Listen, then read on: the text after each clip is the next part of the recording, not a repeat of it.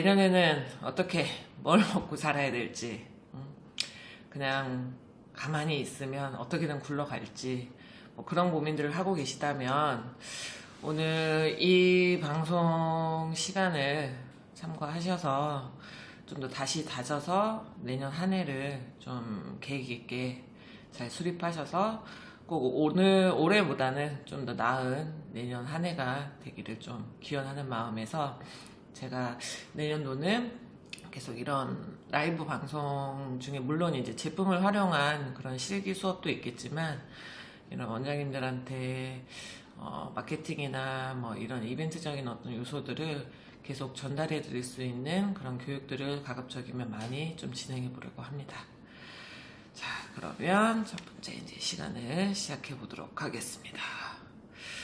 제 얼굴이 안 보이신다고 뭐 슬퍼하지는 않으시죠? 그래서 일단 모니터링만 보고 1시간 동안 진행이 되기 때문에 뭐 보시면서 궁금하신 게 있으면 톡방에 남겨주셔도 좋고요.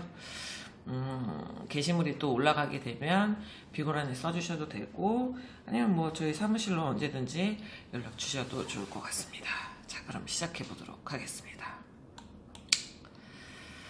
자, 제가 오늘 슬로건은 바로 이 메시지로 시작을 해보려고 해요. 생각만 백날 해서는 아무 일도 생기지 않는다. 참 이런 일들이 되게 많죠. 뭐 간단하게 뭐 실생활에서 뭐 식단 조절이라든지 운동이나 본인 케어를 위한 작은 부분부터 시작해서 뭐 생각은 많이 하는데 생각은 실천을 옮기지 못해서 결국 끝나버린 어떤 일이 올 한 해에도 분명히 있으실 것 같아요. 이걸 하면 좋다는 건 아는데 나도 해보고는 싶은데 어떻게 시작을 해야 될지 내지는 과거에 사실 좀 뭐 진행을 하다가 미진해서 어떤 성과를 못 보고 그냥 포기해버린 어떤 일들이 있는지 잘 생각을 해보시면 될 것 같아요. 그래서 생각만 백날 해서는 아무 일도 생기지 않는다. 제가 이 질문은 원미에 있으면서 수년간 많이 했던 그냥 인사치레 같은 어떤 멘트였던 것 같아요. 원장님 요즘 어떠세요? 뭐 매장이나 세미나실에서 만나 뵐 때도 뭐 얘기하지만 뭐 요즘은 유선상으로 통화하면 다들 힘들어하시죠. 그래서 이런 질문을 하면 어떤 대답들을 많이 하셨냐면 신규가 유입이 안 돼. 응? 신규가 거의 안 와. 그 다음에 이거 가격이 얼마예요? 그래요? 좋긴 하겠는데 우리 손님들은 이렇게 비싸거나 이렇게 큰 거는 안 해. 뭐 이런 얘기. 그 다음에 세 번째는 요즘은 끊어놓은 고객도 안 와.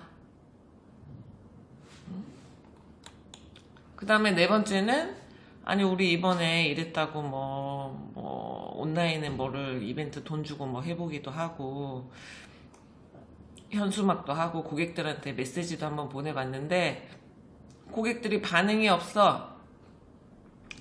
이 네 가지 사실은 이게 올 한 해 제가 들은 대답이 아니고요, 수년간 들었던 동일한 대답이에요.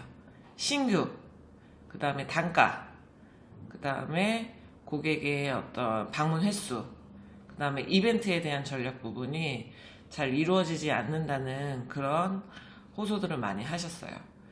근데 과연 그걸 위해서 어떤 노력들을 하셨는지 한번 생각을 좀 해보시면서 다음 페이지를 한번 또 보도록 하겠습니다.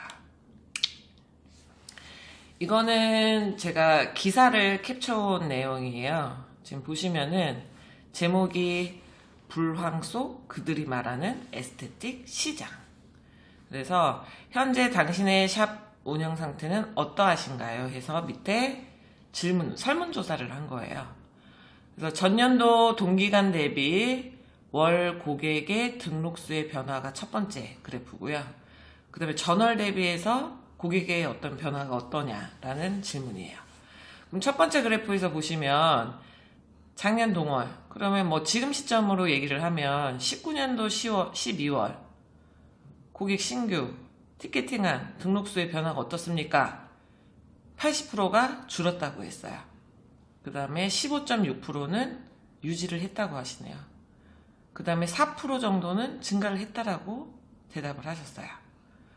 그 다음에 또 같은 대답으로 11월 대비 12월 고객 등록수는 어떤 변화가 있습니까?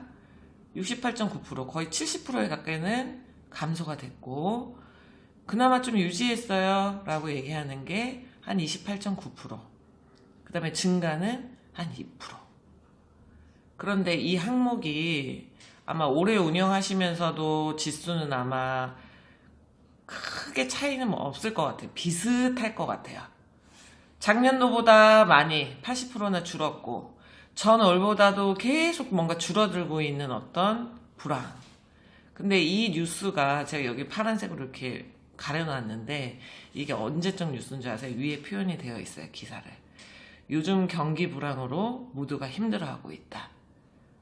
에스테틱 업계도 예외가 아닌데 이게 언제적 자료냐면요. 여기 보세요. 2019년이 아니고요. 2009년이에요. 2009년에 서울의 강남이나 신촌, 그다음에 물론 전국에 있는 샵 중에서 선별해가지고 설문한 항목이에요. 19년도가 아니라 9년이요. 그럼 몇 년 전이에요? 11년 전에 같은 질문을 하고 지금도 만약에 이 질문을 한다면 수치 변화가 크게 다르지 않다라는 거. 굉장히 충격적이지 않나요? 네. 그 다음에 지금 현재 2020년도 힘든 한 해를 보냈다라는 얘기죠. 그러면 이걸 보면서 올해는 코로나 때문에 어쩔 수가 없었어. 물론 힘들었죠. 최악이었을 수도 있고. 하지만 그 와중에도 굉장히 미비하긴 하겠지만 극소수는 또 수입을, 매출을 상승시키고 있는 샵들이 분명히 있을 거예요. 왜냐면 제가 얼마 전에 만났던 미팅에서도 그 얘기를 들었거든요. 2개 점에서 매출을 역대 최대를 올렸다는 샵을 제가 들었어요. 자, 그러면 이거는 올해 코로나의 올해 시국, 최악의 시국만 지나면 내년도에는 좀 나아지지 않을까라는 기대를 이제는 더 이상 하시면 안 된다라는 이야기예요. 그래서 보시면 이 에스테틱이라고 하는, 그 다음에 더 포괄적으로 코스메틱이라는 건요, 이 밑에도 있겠지만 GMP 기준, 그러니까 일반인들의 어떤 그 소득 수준에 따라서 시장의 변화라는 게 생기게 돼요. 그래서 저희 나라를 기준으로 보면 60년대, 80년대, 90년대, 2000년대 해서 GMP 기준이 3,000달러, 5,000달러, 15,000 이렇게 개인 소득이 늘어남에 따라서 저희 이제 이런 에스테틱 시장의 성장도 완전히 달라졌다는 거예요. 60년대야 적게 벌었기 때문에 의식주가 굉장히 먹고 사는 게 가장 중요했던 시국이죠. 80년대로 되면서부터는 여성들이 사회에 진출을 하게 됐고, 그다음에 특수층에 해당이 하겠지만 피부 관리라는 게 도입이 시작했어요. 그래서 이때부터 그 방문 판매가 시작이 됐죠. 화장품 사면 직접 방문해서 마사지도 해주고 했던 어떤 시대. 그러면서 이제 90년대 $10,000 시대가 돌아가면서는 중산층, 더욱더 사회 진출은 활발해졌고 얼굴에 국한되어 있던 것들이 바디로 발전하게 된 어떤 시기가 90년대예요. 그 다음에 성숙기라고 표현하는 게 $15,000, 2000년대 시기거든요. 근데 이때는 이제 굉장히 양극화되면서 특수한 어떤 케어 프로그램들이 굉장히 많이 나왔어요. 아마 이 당시에 계셨던 분들이 어떻게 보면은 가장 활발하게 샵을 운영도 하셨고, 그 다음에 어떤 정보나 테라피적인 기술적인 부분에 굉장히 많이 투자를 하셨던 시기지 않을까. 이 시기 때 아마 성장기나 성숙기, 90년대, 2000년대를 샵을 운영하셨던 그 오래된 원장님들 여쭤보면 이때 정말 투자를 많이 하셨다고 해요. 물론 그만큼 매출도 많았다고 얘기를 하시고요. 자, 그러면 2000년대가 지나고 나서 21세기라고 하는 현 시점에서는 2만 달러의 소득을 보면서 피부 관리의 어떤 쇠퇴기 형태가 도달되어 있다는 얘기예요. 그래서 저희가 코로나다 뭐다 뭐 이렇게 한탄하고 있을 시기가 아니라는 거예요. 뭐냐면 앞서 설문조사에서 보시는 것처럼 이미 2009년, 21세기, 요 2010년을 전후로 해서 이미 에스테틱은 쇠퇴기에 접어들었어요. 그래서 뭐 아시겠지만 피부 국가 자격증화 되면서 굉장히 샵에 증가수도 많아지고 그러면서 중형 샵에서 1인 샵화 되면서 굉장히 소규모 샵이 되어갔죠. 그래서 어떻게 보면은 우리는 코로나 이전에 이미 에스테틱에서의 어떤 시장 변화를 이미 느끼고 있었다라고 보시면 될 것 같아요. 자, 다음 차트를 보시면, 자, 원장님, 제가 질문을 한번 해볼게요. 뭐 12월 사실은 1년 중에서 매출이 좀 잘 안 나오는 시즌이긴 한데, 이번 달 매출 얼마 나오셨어요? 물론 다 얘기는 안 해주시겠죠? 그러면 원장님 혼자 운영을 하시던 직원 한 분을 데리고 하시던 샵을 운영하시려면 한 달에 내가 최소 월세랑 뭐 이거저거 잡비에다가 내려면 매출이 얼마쯤은 생겨야 되는지는 알고 계시겠죠? 그쵸? 그 정도는. 그러면 지금 마지막 4일을 남겨놓고 있는 이 시점에 21년도 1월부터 올해와 다른 어떤 계획을 수립한 게 혹시 있으세요? 그리고 네 번째는 올해 1년간 못 벌었다고 한탄하실 게 아니고 매출 정리는 해보셨나요? 사실 이 네 가지 항목에 대한 고민은 지금 시점은 사실 조금 늦어도 11월 말, 12월 초쯤부터 고민을 하셔야 됐던 사항이에요. 그래야 고민을 하고 시장 조사를 해서 내가 어떤 게 문제였고 시장의 변화는 어떤 게 생길 거기 때문에 내년도에는 내가 이런 것들을 좀 집중해서 해봐야겠다. 이런 것들을 좀 변화를 하지 않으면 내년도 샵 운영 힘들겠다. 라는 부분들이 사실 나오거든요. 그래서 저 같은 경우도 업무상 11월 말쯤 되면 작년도 12월부터 올해 11월이니까 딱 12달이죠. 이렇게 1년간의 전체적인 업무 평가를 해요.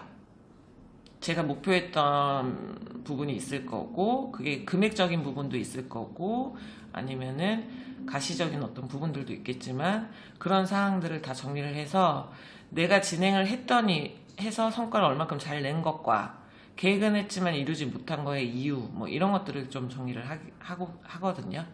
그리고 이제 내년도에 대한 전망 같은 거를 사실은 예측을 하죠. 왜냐면 시대적인 어떤 패턴이 또 있기 때문에. 그래서 내년도에는 그럼 내가 뭘 할 건지 테크닉을 더 업그레이드를 할 건지 지금 여기 세가 너무 비싸서 여기서 유지하기 너무 힘드니까 비용을 좀 줄이기 위해서 이전이 불가피한지 아니면 방문하는 고객 수가 너무 미비하기 때문에 결국에는 홈케어 판매 쪽으로 좀 매출 상승을 위해서 내가 무엇을 노력할 건지 뭐 이런 거에 대한 부분들이 수립이 돼야 된다는 거죠. 하지만 지금 시점도 늦지 않았기 때문에 이 네 가지 부분 오늘부터 고민을 꼭 해보세요. 그래서 내년도에 대한 계획을 수립하기 위해서는 작년 12월부터 올해 11월까지 운영하셨던 매출액이라든지 고객들의 가동률이라든지 이런 것들을 좀 수립을 하셨으면 합니다.